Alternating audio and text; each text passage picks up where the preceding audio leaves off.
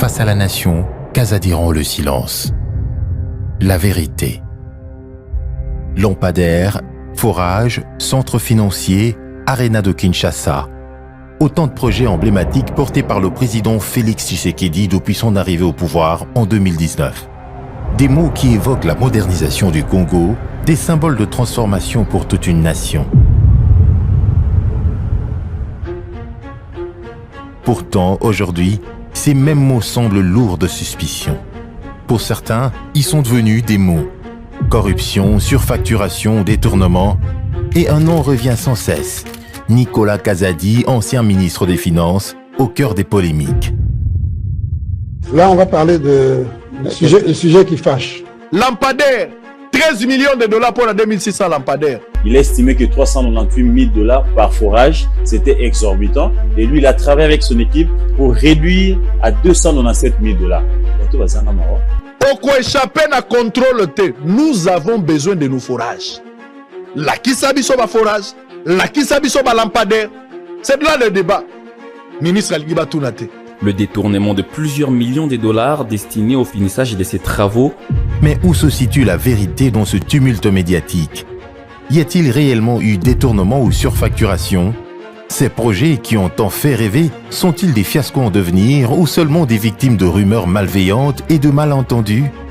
Le ministre des Finances est-il simplement le coupable désigné par une partie de l'opinion publique ou bien cette affaire cache-t-elle une campagne savamment orchestrée pour ternir son image? Que dit la justice congolaise? Et surtout, qu'en est-il des faits, loin de l'agitation des médias? 4 journalistes de renom ont pris l'initiative de chercher des réponses. Willy Kalengai, Litsani Choukran, Élisée Odia et Eric Ombago.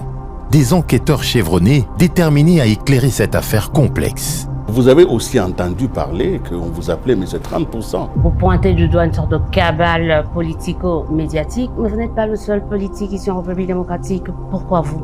Ensemble, ils se sont assis face à l'homme que beaucoup pointent aujourd'hui du doigt. Mais si vous aviez respecté les 4 phases de dépenses, vous n'aurez pas ces difficultés. Il y a eu un jour un ministre des Finances dans ce pays qui a payé des lampadaires à 5 000 $ lui.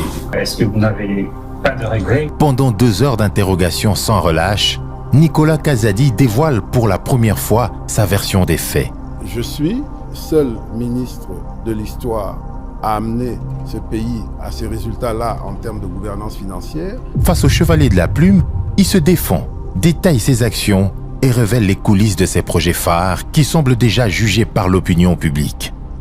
Ces accusations de corruption, de gestion opaque, ces critiques virulentes sur des projets clés, que s'est-il vraiment passé? Amenez-moi un seul homme d'affaires particulier à qui moi j'ai négocié directement ou indirectement quelque commission que ce soit, même 0,5%. Dans cette interview exclusive, Kazadi répond sans détour à ces questions qui pèsent lourdement sur lui. Un moment de vérité que toute une nation attendait. Mesdames et messieurs, amis téléspectateurs, bienvenue à ce plateau spécial. Nous organisons ce plateau parce que nous sommes convaincus que notre métier, le journalisme, est fondé sur le principe du contradictoire. Nous sommes ici parce que nous avons voulu rencontrer quelqu'un.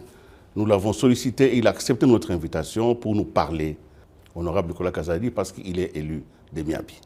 Il est donc notre invité aujourd'hui parce que nous voulons aller au fond de questions, parce que nous avons aujourd'hui l'occasion de la voir. Nous allons donc lui donner la parole parce que l'équité veut que quand vous voulez fermer la porte à quelqu'un, au moins écoutez-le. Honorable Nicolas Kazadi, bonjour. Bonjour Willy Kalengai. Merci d'avoir accepté cette interview. Nous allons le faire sous le signe de la franchise. Nous allons le faire sous le signe du respect de notre peuple et de notre opinion. Vous l'avez accepté et nous espérons que nous allons tous en bénéficier. Pour vous recevoir sur ce plateau, je suis accompagné des meilleurs journalistes de la place. Nous avons à votre droite, à vous, à ma gauche, Litsani Choukran, journaliste de Politico.cd. Merci d'être là. À ma droite, la non moins talentueuse Élisée Odia, que l'on ne présente plus. Très talentueuse, n'est-ce pas, Élisée Odia? Oh, je laisse aux téléspectateurs le soin d'en juger. En plus, vous êtes humble. Merci beaucoup, Olivier Odia. Merci. Et au fond, Eric Ambago, journaliste à Top Congo. Merci d'être là. Merci, Willy. Alors, honorable Nicolas Kazadi, pourquoi, et la première question, vous acceptez de prendre la parole aujourd'hui? Vous aurez pu, comme beaucoup de gens, attendre que les temps vous fassent oublier. Parce qu'en réalité, dans l'opinion publique, vous passez pour un homme dangereux, un homme qui a fait mal à la République. Merci bien, Willy Kalenga. Effectivement, depuis quelques mois, j'ai cessé de parler aux médias pour une raison bien simple, et vous le savez, c'est que j'ai été mis en cause dans cette affaire de forage, et donc une instruction a démarré. Déjà en avril, fin avril, il y a eu une réquisition d'informations à mon sujet auprès de l'Assemblée nationale pour demander l'autorisation de poursuite, l'autorisation d'instruction, pardon, sur cette affaire de forage. Donc dès lors que la justice était saisie, je ne pouvais plus m'adresser à mes concitoyens. Et donc j'ai traversé cette longue période avec une forte envie de parler, justement, une forte envie de vous m'expliquer, de me justifier. Et malheureusement, je ne pouvais pas pour ces raisons-là. Et heureusement que là, je viens d'être notifié par le parquet que j'ai été totalement disculpé après cette phase d'instruction. Et donc, c'est le moment pour moi de venir de nouveau m'adresser aux Congolais comme j'aurais tant souhaité le faire plus tôt. Comme je doutais un tout petit peu, j'ai demandé la preuve, avant de monter ce plateau. Comment mène la lettre qui remet le ministre à la disposition de la vérité publique et historique? Alors, j'ai la lettre ici. Cette lettre dit « Maître, j'accuse réception de votre lettre numéro 166/D/W/D/2024 du 8 octobre 2024, m'adresser au sujet de l'objet repris sous rubrique et vous informe que votre client, c'est Nicolas Kazadi Kadimanzouzi, a été disculpé des faits infractionnels mis à sa charge.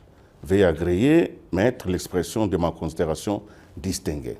C'est vrai que nous vous voulions coupable. Nous avions trouvé comme ça quelqu'un qui pouvait un peu prendre sur lui toutes nos misères, parce que c'est bien que quelqu'un de très haut niveau puisse être coupable. Ça fait plaisir au peuple. Mais en réalité, si ceci est vrai, et c'est vrai parce que c'est signé par les procureurs, alors vous avez un problème là. Vous êtes non coupable, mais totalement coupable dans les yeux de l'opinion. Mais non, justement, j'ai commencé par être condamné par l'opinion à la suite d'une manipulation médiatico-politique. Et donc, lorsqu'on se retrouve au fond de l'eau, qu'est-ce qu'on fait? On se laisse couler, on va jusqu'au fond, et dès qu'on arrive au fond, on tape le pied sur le plancher et on remonte. Donc, je n'avais pas d'autre choix que d'attendre ce moment-là. Mais depuis le début, il n'y avait aucun doute en ce qui me concerne sur le fait qu'il ne s'agissait rien que d'une cabale politique et que le temps viendrait où tout s'éclaircirait. Et ça n'a pas traîné parce que déjà, au cours de l'instruction, tout montrait très bien que ça ne tenait à rien. Et pour votre information, j'ai eu plusieurs séances. D'abord, j'ai été le premier à demander à être entendu. Ça, c'est très important. Dès le début, donc je crois que le 27 avril, le parquet a écrit à l'Assemblée nationale, m'a interdit de voyager et a écrit à l'Assemblée nationale pour demander l'autorisation d'instruction. Dès le lendemain, j'ai manifesté mon souhait d'être entendu. Et le 9 mai, j'ai écrit une première lettre au procureur pour dire que je me débarrassais de toutes mes immunités et que j'étais prêt à aller pour être entendu. C'était une difficulté pour eux parce que selon eux, la loi ne permettait pas d'être entendu. Mais j'ai dû insister et finalement, ils ont commencé à m'entendre avant le retour de l'Assemblée. Mais pour finir, on a pu accélérer avec l'Assemblée pour que l'instruction démarre. Et donc, c'est moi qui courais derrière les juges pour être entendu, ce qui n'est pas commun. Je ne sais pas si vous connaissez d'autres hommes politiques dans l'histoire de ce pays qui ont eu l'attitude que j'ai eue depuis le début. Et de toutes les auditions qu'on a eues, on a eu plusieurs séances, y compris des confrontations avec toutes les autres Mais parties vous étiez prenantes. très puissant, un ministre des Finances qui court derrière un juge. Je ne suis pas sûr. Les juges se retournent un pied par terre. Je crois que vous êtes déformé par la réalité de notre pays. Oui. Mais croyez-moi qu'il y a aussi des gens qui sont innocents et qui sont faussement accusés. Et j'en fais partie. Et donc, c'était sûr de mon fait que j'ai couru derrière le juge pour être entendu. Et de toutes les auditions qu'on a eues, je me souviens de 3 remarques de magistrats différents, pas le même magistrat. Le premier, il me dit, au tout début, il me dit, mais lorsque j'entends... D'abord, il me demande, mais qu'est-ce que vous... On a vu votre lettre, vous voulez être entendu, qu'est-ce que vous voulez exactement? Moi, je dis, mais non, c'est à vous de me dire ce que vous me voulez, puisqu'il y a une réquisition qui me concerne. Et puis, je leur relate mes faits, ce que j'avais à dire. Puis ils me disent, mais le magistrat me dit, mais quand je vous entends, je ne vois pas vraiment ce que vous faites ici. Et il conclut en disant, vous savez, dans la vie, est-ce que vous priez? Moi, je dis oui. Dans la vie, il y a des dossiers où il faut seulement prier. Donc moi, je vous conseille de prier. Le deuxième magistrat, un autre magistrat, qui m'entend, qui fait des confrontations, et celui-là, il me dit, mais quand je regarde tout ça, quand je vois le dossier, j'entends les déclarations des uns et des autres, je ne vois pas qu'est-ce que vous faites dans cette affaire. Je dis, c'est ce que je dis depuis le début. Je vous répète que je suis victime d'une cabale politique. On veut m'impliquer dans une histoire où je n'ai aucune responsabilité. Ma seule responsabilité, c'est d'avoir payé. Et le troisième magistrat, lui, la même chose, même réaction. C'était le dernier jour. Le jour d'ailleurs où on a décidé on a signé des mandats d'arrêt provisoire pour 2 des impliqués. Et donc ce jour-là, le troisième magistrat, il me dit, mais est-ce que, il regarde et puis il me dit, mais est-ce qu'en haut lieu, on est conscient que vous êtes victime d'une cabale politique? Moi j'ai dit, oui, heureusement, il me semble qu'on commence à en prendre conscience. Et il dit, ah, mais c'est incroyable, vous devez être réhabilité. Voilà le dernier mot du magistrat lors de la dernière audition. Donc pour moi, je n'avais aucune inquiétude. Tout était transparent, tout était clair. Et de quoi il s'agit? Il s'agit simplement de la volonté de m'impliquer dans une affaire. Écoutez, j'ai fait des paiements pour... Nous allons examiner en détail l'ensemble de toutes ces procédures parce qu'il faut aussi tenir compte de la mémoire qui s'étiole et que le peuple a besoin de revenir un peu sur ces dossiers pour que maintenant examiner la position de la justice aujourd'hui par rapport à vous et au fait qu'eux, ils connaissent. Alors nous allons, si vous êtes d'accord avec moi, rapidement, nous allons passer à mes collègues qui vont vous poser des questions sur certains faits. Élisée Odia. Vous venez d'être disculpé par la justice. D'aucuns risquent de dire, mais on parle d'une justice quasiment malade. Elle est malade, mais elle est encore en vie. Hein. Elle n'est pas morte. Ah bah ouais, parce qu'elle vient de vous disculper. Est-ce que vous pensez que cela peut être remis en question par certains? D'autant plus qu'il y a une rhétorique que nous, on a entendue depuis plusieurs années. Ça vient du président de la République, c'est une justice malade qui disculpe quelqu'un qui, aux yeux de tout le monde, je vais vous dire les choses autrement.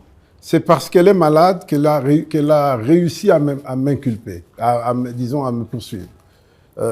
Parce qu'il n'y avait même pas matière à ce que cela soit fait. C'est justement parce qu'elle est malade qu'on a réussi à mettre mon nom dans une affaire où je n'avais rien à voir, pour me jeter en pâture, comme ça a été dit, pour essayer de compromettre ma carrière politique et surtout compromettre ma crédibilité que j'ai forgée en 58 ans. Dont, je ne sais pas, près de 30 ans d'exercice professionnel. Donc, et cette crédibilité n'a jamais été remise en cause dans le passé, dans ma vie. Donc, c'était une démarche politique qui s'est appuyée sur une justice malade, mais Dieu merci, c'était tellement gros que les magistrats eux-mêmes ont dit non, il n'y a pas matière, c'est pas possible. C'est la justice qui vous disculpe. La décision intervient après, quand même, que le président lui-même vous êtes disculpé. Est-ce que vous êtes senti ça? Est-ce que vous pensez que cette justice a juste suivi le mot d'ordre du président qui lui-même, déjà au cours d'une émission, disait qu'on jette les gens en pâture? Le président était clair. Il a juste parlé de faits. Il a dit, ce ministre qui est jeté en pâture est le seul dans l'histoire de ce pays qui nous a amenés à tel niveau. Il n'a pas parlé de justice. Il n'a pas donné une opinion sur la justice. Mais on peut comprendre qu'en tant que magistrat suprême, il peut être informé de ce qui se passe parce qu'il a quand même des éléments. N'oubliez pas que moi, j'ai eu une confrontation entre l'inspecteur général des finances et moi devant le chef de l'État. Et donc, à cette occasion, c'était bien au début, avant même que je ne sois entendu par les magistrats. Les choses étaient déjà claires. L'inspecteur lui-même a déjà dit à plusieurs personnes en coulisses, non, lui n'a rien à voir, on a fouillé ses comptes, il n'a pas de transfert, il n'y a rien qui montre qu'il soit impliqué de manière ou d'une autre. Il n'a rien à voir. Lui-même l'a dit à des gens.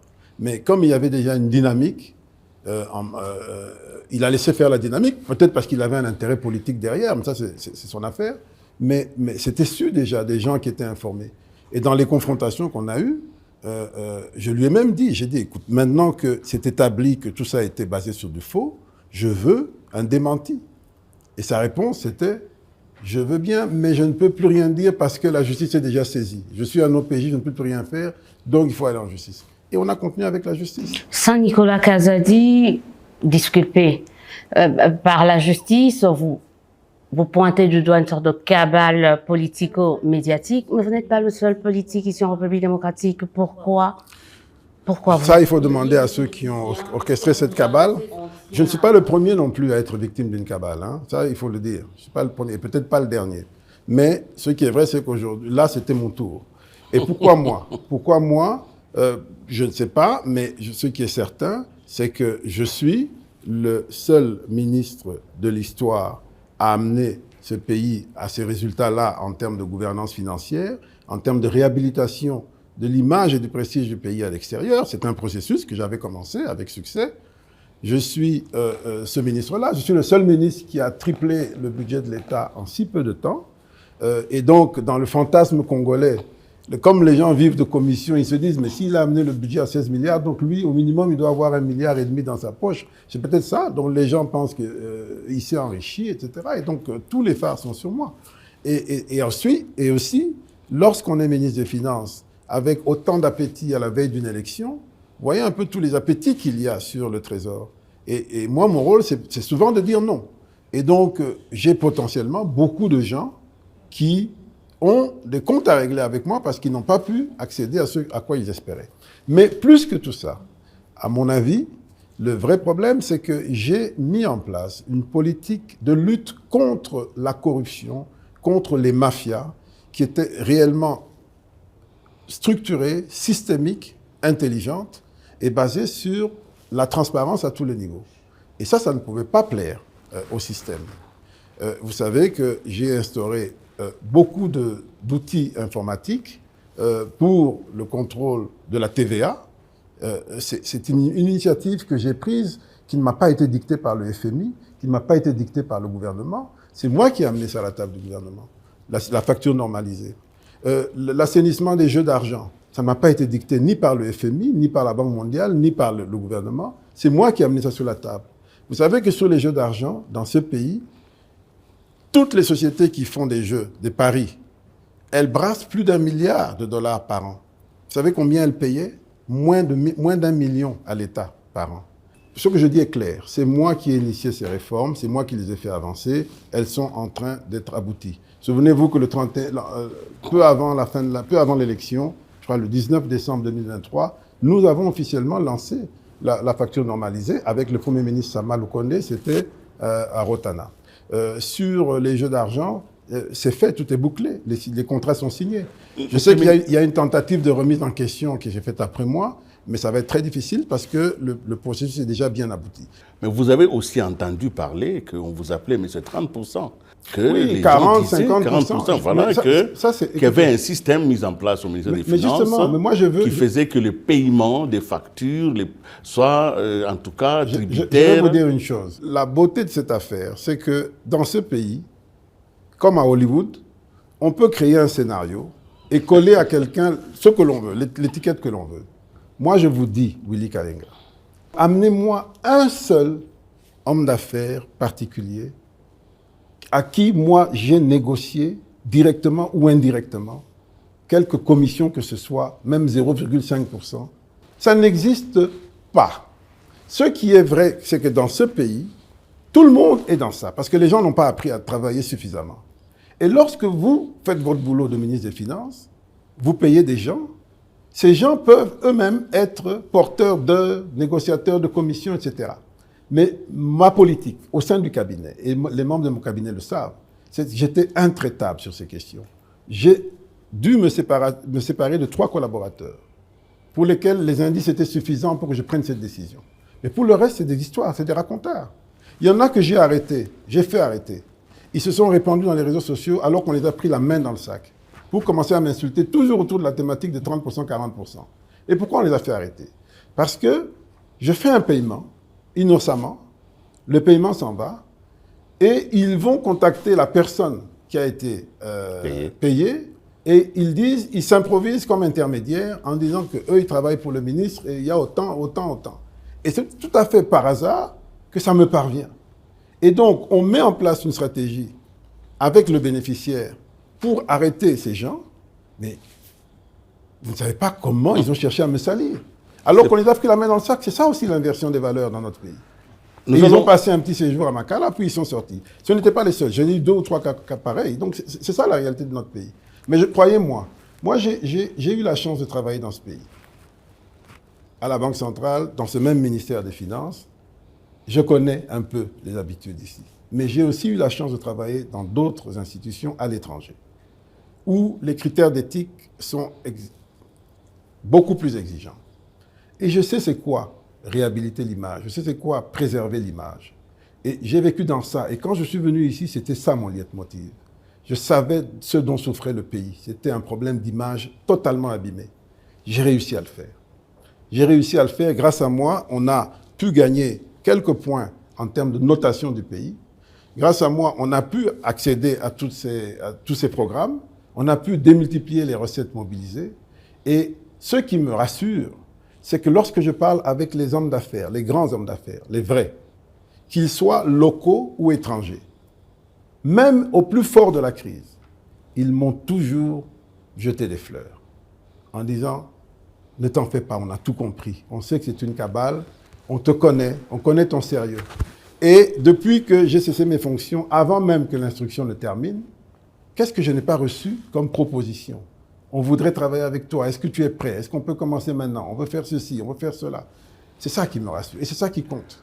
Dans le problème de forage, quand on vous amène le dossier, les observateurs aguerris de la gestion publique estiment que vous auriez outrepassé vos pouvoirs en examinant les prix et en leur envoyant même ces dossiers qui avaient déjà été traités en Conseil des ministres, qui avaient déjà obtenu l'avis de non-objection de l'institution en question, est arrivé chez vous pour exécution.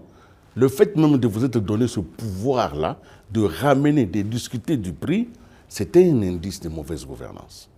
Non, je suis désolé. Alors, il ne faut pas vouloir une chose et son contraire. J'ai entendu des gens me reprocher d'avoir payé en disant qu'ils savaient que c'était surfacturé, pourquoi il a payé. Je vais vous dire une chose. En tant que ministre des Finances, c'est vrai, je ne suis pas ministre sectoriel. Oui. Je ne peux pas aller dans les détails parce que ça a déjà passé toutes les étapes d'approbation. Le contrat est déjà signé. Ça veut dire que les marchés publics ont approuvé. Qui suis-je, moi, pour tout remettre en question? Ça, vous avez raison de dire cela. Mais en même temps, à mon niveau, je fais de nouveau une relecture qui est rapide, qui est légère. Et ça, c'est ma responsabilité en tant que ministre des Finances. Je le fais pour tout. Et il m'arrive de dire non, je ne paye pas. Il m'arrive de dire je paye, mais à telle condition. Il m'arrive de renvoyer le dossier. Dans le cas ici, tout ce que j'ai dit, c'est que des éléments que moi j'ai, parce que nous finançons des projets financés par des bailleurs de fonds, les éléments que moi j'ai, la moyenne par station me paraît un peu élevée quand je compare les stations que nous avons payées, notamment dans le cadre du projet BAD, du projet prise avec la BAD, et quand on voit la configuration de ces stations, avec celle qui était proposée par Stever Construct. C'est une observation simple, et qui est de mon devoir. Je leur ai dit, écoutez, quand je vois le prix moyen, moi, on a payé avec la BAD des capacités énormes. Vous avez des réservoirs de 150 mètres cubes, 60 mètres cubes en béton armé, avec des mini-réseaux qui s'étendent sur 2 km. Le plus cher qu'on ait payé, c'est 680 000 $, et le moins cher, c'est 390 000 $. Ça, c'est projet prise, hein, avec appel d'offres international, etc. Et je leur disais, 400 000 $ pour les vôtres, qui n'ont pas des réseaux aussi étendus, qui n'ont pas des capacités de stockage similaires, ça me paraît un peu cher. Et ça, c'est l'observation de mes services. Et je leur ai dit, allez regarder. Et donc, le temps que ça a pris, mais en même temps, pendant la même période, nous avions le souci d'avoir des forages, d'offrir des forages aux populations. Nous étions en année électorale, n'oubliez pas. Et donc, il fallait aller vite. Il fallait que les forages soient répandus dans tout le pays. Donc, j'ai fait une observation de bonne foi en tant que ministre des Finances, mais je ne me suis pas substitué au ministre de tutelle, au ministre du développement rural. Pas du tout. Je n'ai aucunement négocié quoi que ce soit. J'ai juste fait une observation. Et eux-mêmes, voyant que c'était un élément de blocage ou de ralentissement, ils ont dit, bon, on va faire un effort, on va offrir plus de forages, ce qui faisait diminuer le prix moyen. Mais je vous dis, même lorsque j'ai fait cette remarque, cela ne veut pas dire qu'il y avait surfacturation ou que j'ai reconnu qu'il y avait surfacturation. J'ai donné un avis, c'est tout, de bonne foi. Peut-être que mon erreur, c'est d'avoir excès de bonne foi. Mais oui, ce n'était qu'un avis. Ça vous a impliqué dans cette affaire-là. Oui, mais c'est léger. La décision, le procureur est là. Elle est très... je trouve que... Vous savez pourquoi on a fait cette réquisition? On a dit que, voilà, le procureur dit, ayant relevé que le coût retenu dans le contrat précité pour l'installation des forages était très élevé, Monsieur le ministre des Finances invitera le ministre du Développement rural à négocier avec le consortium pour revoir à la baisse le dit coût. C'est ce qu'on dit. Et puis on dit en réaction, le ministre Roubota a obtenu d'augmenter le nombre de stations de 340 unités supplémentaires. Et puis on dit ensuite, bien qu'ayant constaté la surfacturation des forages après les négociations susvantées, Monsieur le ministre des Finances a reconnu, au cours du briefing de presse tenu par le ministre de la Communication le 24 avril 2024, avoir payé la somme de 71 millions, apparemment en l'absence de tout élément d'évaluation technique pouvant lui permettre de connaître le coût réel de chaque station d'eau. Vous ne trouvez pas ça un peu léger? Je trouve ça extrêmement léger. Déjà passé, mais c'était bien comme motif de le préciser. Pour m'interdire de voyager, me jeter en pâture, avec tout ce que je représentais à l'époque en tant que ministre des Finances. Vous savez que le voyage de Paris que j'ai raté là, j'allais pour signer notamment 2-3 grands projets. Un projet justement de 50 millions d'euros avec le Trésor français pour financement de lampadaires, on va y revenir. On allait signer avec Alstom pour le train urbain, Métrokin. Tous ces projets, aujourd'hui, sont à l'eau, sont en difficulté. Et donc, c'est pour vous dire simplement que chaque décision que l'on prend, quand on est en charge de l'affaire publique, peut porter à conséquence et on doit le faire vraiment en pleine connaissance de cause. Éric Ambo. Je n'ai pas terminé. Oui. Sur le prix, la manipulation médiatique a voulu me faire passer pour celui qui a décidé d'acheter des forages de 5 000 $ qu'on met dans le coin de la maison à 300 000 $. C'est ça dans l'imaginaire des gens. Ça, c'est une manipulation malhonnête. Et elle a été sciemment entretenue. De un, je n'ai jamais dit qu'il y avait surfacturation. Même au briefing, j'ai dit, on m'a demandé, vous pensez qu'il y a surfacturation ou pas? J'ai dit, je ne suis pas en mesure de le dire. J'ai donné un avis en tant que ministre des Finances, mais je ne peux pas me prononcer sur la surfacturation. Et d'ailleurs, je vais demander au procureur d'ouvrir une enquête sur la question de la surfacturation pour qu'il nous dise s'il y a eu surfacturation ou pas. Mais la mauvaise foi avait déjà occupé les esprits en disant, forage, il y a 5 000, yé, à Tekiangon à 300 000. Ça, c'est malhonnête. Ça, c'est injuste. Juste parce que l'homme est à abattre à tout prix. Et je vais vous dire, je vous ai donné le prix du projet prise, je vais vous le donner. Je n'ai jamais pensé qu'il y avait surfacturation. Jamais. J'ai juste pensé qu'il pouvait y avoir des ajustements, qu'on devait savoir de quoi on se passait. Et ça, c'était au ministre Roubota de me convaincre, parce que c'est lui qui a la charge du contrôle. Ma charge était de payer. J'étais, selon le contrat, obligé de payer 79 millions la première année. Mon prédécesseur, le ministre Sélé, l'avait écrit dans une lettre clairement. Je marque mon accord sur instruction de ma hiérarchie. Je marque mon accord pour faire un montage financier pour financer les 400 millions en 5 tranches annuelles. Et donc, la première tranche annuelle, c'était 79 millions. C'était ça mon obligation. Si je les avais disponibles, je les aurais payés en une fois. Le suivi de l'exécution, ce n'était pas moi, c'était le ministre. Honorable, vous avez parlé de cette affaire de forage. Ma question, c'est pourquoi est-ce que vous avez décidé le paiement en procédure d'urgence? Pourquoi je l'ai fait? Pour une raison simple. D'ailleurs, au moment où j'ai fait le premier paiement, en même temps que je faisais le paiement, j'écrivais au ministère du Budget pour qu'il prépare la suite. D'abord, c'est-à-dire qu'il prépare le paiement, le DTO, qui va venir régulariser la première tranche payée et puis qui va venir couvrir les tranches suivantes. Je n'ai jamais eu de suite du ministère du Budget. S'il y avait un problème, il aurait dû me dire. Soit ça arrive, soit non, vous avez fait une erreur, il ne fallait pas payer, voilà. Rien du tout. Mais vous savez aussi que dans le manuel de procédure de dépenses, il existe ce qu'on appelle procédure accélérée. C'est-à-dire que le ministre du Budget engage et liquide et écrit sur le document urgent pour que ça soit payé. Cela permettra le contrôle. Mais ce qui n'a jamais été fait, vous êtes passé aux procédures d'urgence. Il peut le faire, mais moi aussi je peux le faire. Et quand je le fais, on travaillait en bonne synergie avec le ministre Boji. On n'a jamais eu de difficulté. S'il y a une difficulté, il a eu tout le temps de me le dire. J'ai fait ce paiement de 71 millions en 3 tranches, ou 4 même. Et donc, il avait le temps de réagir pour me dire « Attention, là, tu es en train de déconner, il y a tel problème. » Mais il ne me l'a jamais dit.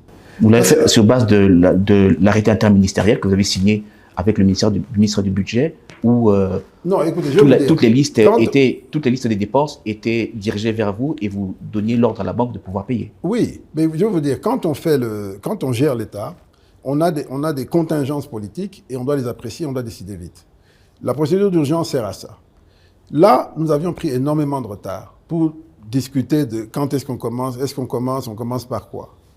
Nous voulions politiquement déployer ces stations, qui sont aujourd'hui disponibles, semble-t-il, dans les stocks de fournisseurs. C'est-à-dire que les 300 stations sont disponibles, mais il faut les déployer. Et apparemment, ils ont mal géré leur trésorerie pour se trouver à court et ralentir l'exécution. C'est comme ça qu'au mois d'août, on était à 6 mois depuis le premier paiement. Lorsqu'on me demande de continuer les paiements, août 2023, je demande, vérifiez un peu où est-ce qu'on en est. Et il nous informe qu'au mois d'août, il nous informe par écrit qu'on a déjà installé 89 stations. Je dis, vous êtes en retard parce que là, tel qu'on a payé, vous devriez déjà être près de 200 stations. Mais ils expliquent qu'ils sont dans des discussions avec les autorités sur les emplacements, parce que ce n'était pas eux qui devaient choisir. Et puis, ils ont des problèmes logistiques, etc. Mais ils peuvent rattraper ce retard rapidement, mais il faut des moyens pour déployer tout partout. Et comme l'engagement, l'obligation pour moi était de payer 79 millions, j'ai dit OK, je vous paye la 3e tranche que j'avais déjà annoncée, mais je m'arrête là.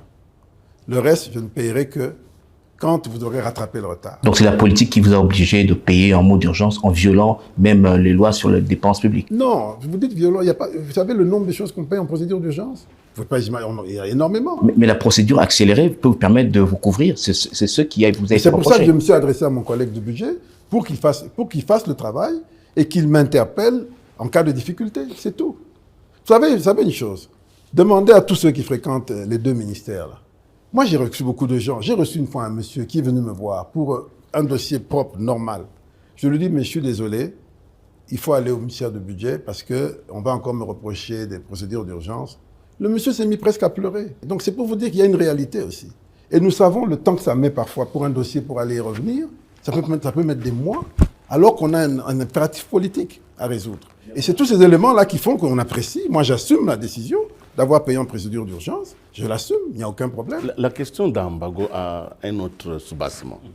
Vous avez senti qu'il était important que ce forage se termine pour que ce soit un élément de la campagne électorale. Mais si je comprends bien, c'était politique. La politique est là pour résoudre les problèmes des gens. Si on donne, et je vais vous dire, là où... Donc le mot d'urgence a été un mot électoral. Là où... Non, mais ça c'est une caricature. Oui. Là où ces stations ont été installées, mais vous ne pouvez pas vous imaginer l'impact des mamans, de tout le monde, des gens qui n'avaient pas d'eau et qui reçoivent de l'eau en abondance. Maintenant, malheureusement, ça n'a pas été vite, ça n'a pas été partout, à cause de toutes ces histoires que je regrette, mais l'objectif n'était que celui-là. De la même manière que nous avons globalement amené les dépenses d'investissement à 11% des ressources propres mobilisées, avec des routes, des chantiers ouverts partout, le PDL, nous étions dans cette dynamique. Et quel est le rôle d'un politique? C'est d'apporter des résultats, c'est de poser des actes transformateurs. Nous l'avons fait. Nous avons fait le PDL, nous avons fait à travers les diocèses catholiques, nous avons investi beaucoup d'argent. Vous savez que nous avons donné à 2 ou 3 reprises $300 000 par diocèse, Ils ont fait des projets locaux avec une efficacité incroyable. On n'en parle pas assez. Je crois qu'ils ont été beaucoup plus rapides et peut-être même beaucoup plus efficaces que le PDL. Il faut qu'on le reconnaisse à l'Église catholique. Ils ont été efficaces. Nous avons fait la même chose avec les protestants. On leur a donné des ressources. Sauf que les moyens étaient moins importants que le PDL, mais tous les moyens étaient bons pour répondre aux besoins des Congolais. Et le retard que nous avons dans tous les domaines est énorme. Et alors, maintenant, si vous me dites qu'on a des difficultés à conduire des projets correctement de bout en bout, je serais le premier à le dire. Ça fait partie de notre feuille de route dans le cadre des réformes, dans le cadre de nos programmes avec nos grands partenaires. On doit rétablir non seulement la chaîne de la dépense, mais la chaîne de la dépense, ça ne veut pas dire seulement un DTO. Hein. Le ministre du Budget peut faire un DTO même sans soubassement. Si ce n'est que ça que vous voulez, il n'y a pas de problème. Mais c'est plus que ça. C'est vraiment mettre en place un dispositif pour que le projet, depuis l'idée du projet jusqu'à la fin, soit fait correctement, soit bien suivi. Je vous dis qu'on est très faible. Nous sommes encore très faibles au niveau national. Mais honorable, si vous avez respecté les 4 phases de dépenses, engagement, liquidation, paiement, ordonnancement, paiement, vous n'aurez pas ces difficultés. La chaîne de la dépense a ses avantages et ses inconvénients. Elle est très bien pour renforcer le contrôle, mais elle pose problème parce que qui dit contrôle dans notre pays dit étape à franchir, dit temps, dit même argent, je crois qu'on se comprend, et ça devient maintenant un inconvénient. C'est pour ça que par moment, on prend le risque politique de passer outre pour atteindre l'objectif. Et le rôle d'un politique, c'est celui-là. Maintenant, quand, par précaution, j'ai en même temps saisi le ministre du Budget pour qu'il ait le temps, à froid, de revenir là-dessus, de nous aider à continuer, mais le retour n'est jamais venu. Alors, Choukran. Monsieur le ministre, merci. C'est une très bonne chose de vous avoir parce qu'on va pas parler beaucoup de français, mais je vais descendre un peu pour le commun de Congolais. Il y a eu un jour un ministre des Finances dans ce pays qui a payé des lampadaires à 5 000 $ l'unité. D'abord, avant d'aller plus loin en tant qu'homme congolais, connaissant ce pays et toutes les souffrances dans lesquelles nos populations vivent, quand vous vous rendez compte d'avoir payé à ces prix-là, est-ce que vous n'avez pas de regrets ou est-ce que vous n'avez pas eu quelconque réaction? Non, vous savez, gérer les affaires publiques, c'est toujours très complexe. On peut avoir un point de vue du citoyen lambda, qui est un point de vue souvent léger, pas informé. Mais quand on est dedans, on voit les choses différemment. Et il faut prendre le temps d'expliquer, sinon on subit la justice populaire. Cette affaire des lampadaires est extrêmement claire. Je reçois, peu après ma prise de fonction, le gouverneur de la ville de Kinshasa, avec le patron de Solectra, Samba Bachili, qui avait déjà validé leur projet à tous les niveaux, pour dire voilà, et j'étais au courant de ce projet, qui était validé aussi, pour me dire voilà, on a signé notre contrat, on voudrait que vous payiez les lampadaires. Et c'est là que je vois le montant, 13 millions, je demande le nombre de lampadaires, 2500 à peu près, je fais un calcul rapide, je vois que c'est 4000 et quelques. Ma première réaction, spontanée, innocente, je dis mais on est à 4900, mais moi je viens de payer des lampadaires avec Modern Construct qui coûte 1500 $. Comment je peux justifier des lampadaires qui coûtent 3 fois plus cher? Oui, on est au courant et tout, mais ces lampadaires-là, ce n'est pas les mêmes. Et puis, il me démontre, effectivement, ce n'est pas les mêmes. Et il me rappelle que ces lampadaires-là, c'est des lampadaires qui sont venus de France. C'est une opération pilote. Ils sont achetés en France à 1700 €. Et ces lampadaires-là, c'est une opération pilote pour déclencher le financement du Trésor français, que je devais signer d'ailleurs en avril et que je n'ai pas signé, de 1500, pour 30 000 lampadaires. Alors, peut-être que vous allez me dire que le Trésor français aussi était dans la surfacturation, etc. Bon, ça, vous avez le droit. Mais c'est de cela qu'il s'agissait. Et donc, quand je vois ces évidences, je dis, OK, donc c'est une affaire sérieuse. Et il me montre même les différences de luminosité, etc. Je dis, bon, puisque c'est déjà validé par ma hiérarchie, bon, on va y aller. Et alors, je dis, bon, en même temps, comme ce n'est pas les mêmes lampadaires, mais que je veux m'assurer qu'on paye vraiment les lampadaires qu'on a dit et qu'on ne va pas payer des lampadaires moins chers après, je mets en place une règle de jeu. Je dis au gouverneur, vous ouvrez un compte dans une banque, je vous paye l'argent, mais nous allons surveiller l'exécution de ce paiement pour protéger l'argent. Et il ouvre un compte à la Sofibank. Je transfère les 13 millions et en même temps, j'écris à la Sofibank pour dire, je transfère, et au gouverneur d'ailleurs, pour dire je transfère l'équivalent de 13 millions de dollars pour les 2500 lampadaires, mais pour garantir la bonne exécution du projet, il faudra ma non-objection pour les décaissements. Et la première non-objection, c'est 30% du montant que vous avez le droit de payer au prestataire, Solectra. Tout le reste, 70%, vous ne payerez que aux fournisseurs du prestataire. C'était pour moi une façon de sécuriser. Quand j'ai fini de faire ça, j'appelle l'inspecteur général des finances. Je lui dis, monsieur l'inspecteur général, je viens de transférer 13 millions à l'hôtel de ville dans un compte à Sofibank. Je vous demande à vous de surveiller l'exécution de ce projet pour que tout se passe bien. Il me dit, OK, il n'y a pas de problème, ça tombe bien parce que j'ai déjà une équipe qui est basée là-bas à l'hôtel de ville, donc ils vont faire le suivi. Je dis, OK, je suis tranquille. Premier paiement, OK.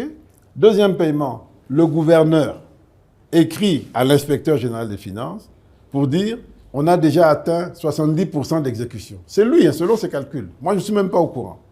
Alors, je demande qu'on paye encore 40% du montant au prestataire.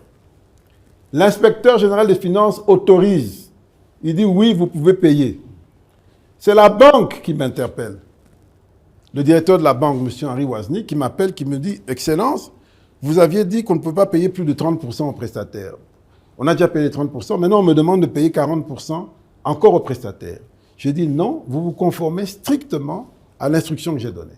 Vous payez par lettre de crédit, vous payez les fournisseurs, mais vous ne payez pas le prestataire lui-même, directement. Il a déjà eu ses 30%, ça suffit. Maintenant, il faut qu'on sécurise le projet.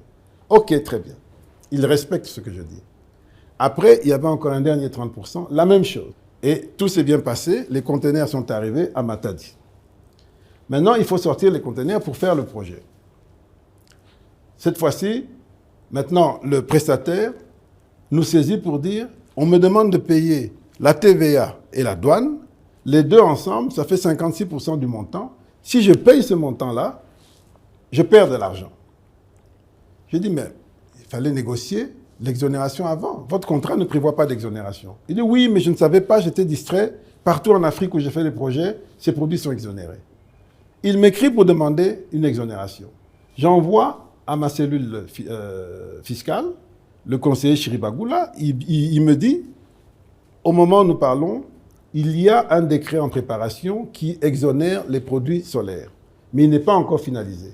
Ce que je vous conseille, c'est d'autoriser l'enlèvement d'urgence. Comme ça, il n'a pas de frais, il n'a pas de surestarise, il continue son projet. Et entre-temps, on espère que le décret sera fait et comme ça, ils pourront bénéficier d'exonération. Je dis, ah oui, ça c'est pas mal comme idée. Et il prépare une lettre et j'autorise l'enlèvement d'urgence. Ça va à la douane autorise la levée des lampadaires. L'IGF, qui est aussi à Matadi, s'interpose et bloque. Ils reviennent vers nous, ils s'échangent entre eux. L'IGF dit, OK, on va lever, que le ministre confirme. On me demande de confirmer, je confirme de nouveau. L'IGF bloque de nouveau. Je n'ai plus de nouvelles. Et nous nous retrouvons, je crois, au mois d'août 2023, au Brésil. Nous accompagnions le chef de l'État qui avait un sommet à Belém avec le président brésilien. Et M. Samba Bachili est là. On se retrouve dans la suite du président, parlant d'autres sujets. Et puis, M. Samba, avant la fin de la discussion, il dit, mais Président, j'ai toujours un problème, je n'ai pas encore fini mon projet de lampadaire, alors que bientôt on va signer à Paris pour le financement et tout. Alors le président qui dit, comment c'est pas encore fini cette affaire, qu'est-ce qui ne va pas? Il dit, c'est le ministre des Finances. Il dit, non, c'est pas lui, c'est l'IGF. L'IGF qui bloque, le ministre a déjà écrit, mais l'IGF bloque. Il se tourne vers moi. J'ai dit, non, président, moi j'ai fait ce que je devais faire, je ne suis au courant de rien. Alors il me dit, qu'est-ce qu'on doit faire? Ah, il faut que l'IGF autorise qu'on enlève les affaires pour ne pas compromettre le projet. Alors, et puis le président me demande, moi, d'appeler l'IGF. Il dit, vois avec lui, qu'il libère le temps qu'il ne faut pas compromettre le projet, comme sinon il aura des surestarises, et puis, entre-temps, on va régler le problème. Je sors de la suite, j'appelle l'IGF, je lui rends compte, je lui dis, voilà, on est au Brésil, M. Samba a posé tel problème, le président demande que tu libères d'abord et on va régler le problème de l'exonération après. Moi-même, j'étais surpris que ce n'était pas encore réglé. Alors, il me dit, OK, ça va, je vais le faire. Je dis, bon, si vous avez des doutes, demandez à José Louvoiseau qui était là, au directeur de cabinet adjoint Olivier Mondongue qui était là. Il dit non, ou bien demander au président lui-même. Il dit non, comme vous m'avez dit, Excellence, je m'exécute. On est en août 2023, hein. Je m'exécute. Août passe, jusque décembre, élection passe, et après, quand tous ces gens décident de m'abattre, il ressort ce dossier, et avec deux thèmes, un seul thème, deux thèmes, surfacturation et non-livraison. Voyez un peu. C'est la même IGF qui a sorti ce dossier, alors que c'est eux qui étaient en charge et du suivi du compte et de la libération des conteneurs dans une affaire transparente, et ils ne l'ont pas fait. Si moi j'avais des intentions de m'enrichir là-dessus, vous croyez que je n'allais pas autoriser qu'on donne l'argent au prestataire pour qu'il m'en donne une partie? J'ai refusé de le faire, justement pour éviter qu'on ait cela. J'ai sécurisé le projet. Maintenant, donc on a fait ce scandale. Et lorsque j'ai eu l'occasion, dans une confrontation avec l'IGF, de démontrer que c'était vraiment de la mauvaise foi et de la cabale politique, en relatant tout ce que je viens de vous dire, le seul argument qu'il a trouvé, c'était « Non, mais en réalité, le prestataire dit qu'il a acheté ses lampadaires à 1 700 €, c'est faux. Moi, j'ai écrit au prestataire, il a acheté ça à 800 €. Donc, il ment quand il dit qu'il va perdre de l'argent s'il paye la douane et la TVA. » Je dis « Ah bon? Et pourtant, le prestataire a été payé par lettre de crédit. La banque ne peut pas tricher sur la lettre de crédit. C'est une société bien connue en Europe. Comment la banque peut tricher sur une lettre de crédit? Et puis, je ne pense pas que ce que vous dites est vrai parce que le crédit qu'on a obtenu avec le Trésor français, quand vous faites 50 millions d'euros pour 30 000 lampadaires, ça donne à peu près le même prix. On est à 1660 et quelques. Donc, je ne pense pas qu'il y ait tricherie sur le prix. Moi, c'était pour m'assurer que la qualité soit la même, que j'ai fait tout ça, ce dispositif. Alors, il me dit, non, j'ai la lettre. Mais montrez-la, il ne me montre pas. Et le lendemain, j'appelle le prestataire. Je dis, mais finalement, vos lampadaires, vous les avez achetés à combien? Parce que l'IGF prétend que c'est à 800 $ et que donc votre argument de perdre l'argent est un faux argument. Il dit, Excellence, je mets quiconque au défi. Ce produit est connu, c'est 1 700 €, 1 770 €. D'ailleurs, je vais demander au prestataire de le prouver. Et la même journée, il m'envoie une lettre écrite par le prestataire qui confirme le prix de 1 700 €. Ça, c'est juste la lampe, sans compter le mât qui était importé du Maroc, sans compter les accessoires et tout le reste. Et quand vous ajoutez transport et tout, et douane et tout, c'était 4 900 € était justifié. Le dollar était justifié.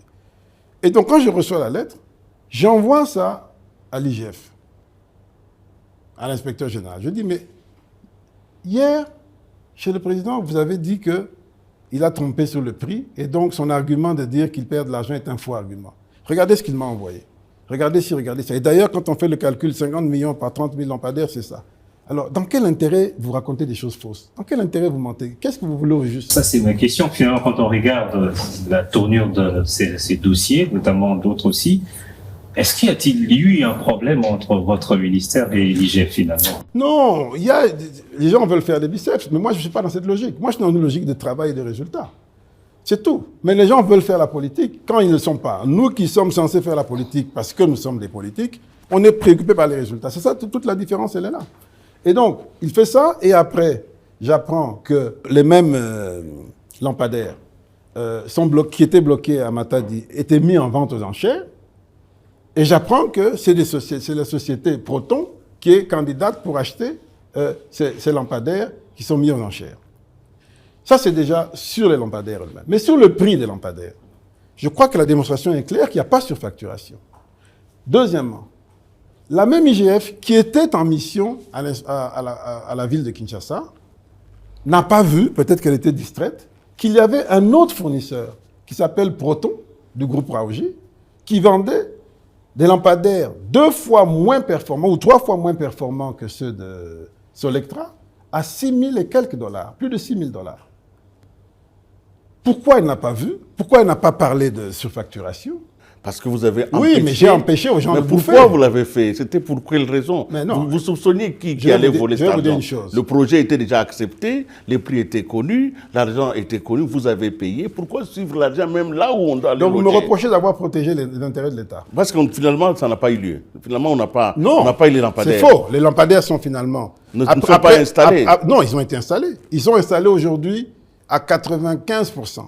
Le seul tronçon qui n'est pas installé, c'est à la demande du gouverneur, parce qu'il y a des travaux à faire sur la route et tout ça. Mais ils sont faits. Mais là, plus personne n'en parle. On continue de répéter, monsieur Lampadaire, monsieur Toto, comment on dit, Yo-Yo, Yabana. On continue de salir mon nom alors que le travail est fait et alors que j'ai héroïquement protégé la nation. Et par ricochet, j'ai démontré la mafia qu'il y avait derrière. Mais puisque je n'ai pas cette puissance médiatique que d'autres ont, parce que je ne pense pas, moi, quand je me réveille le matin, à corrompre les journalistes pour qu'ils m'encensent, eh bien, bon, c'est moi qu'on veut jeter en pâture.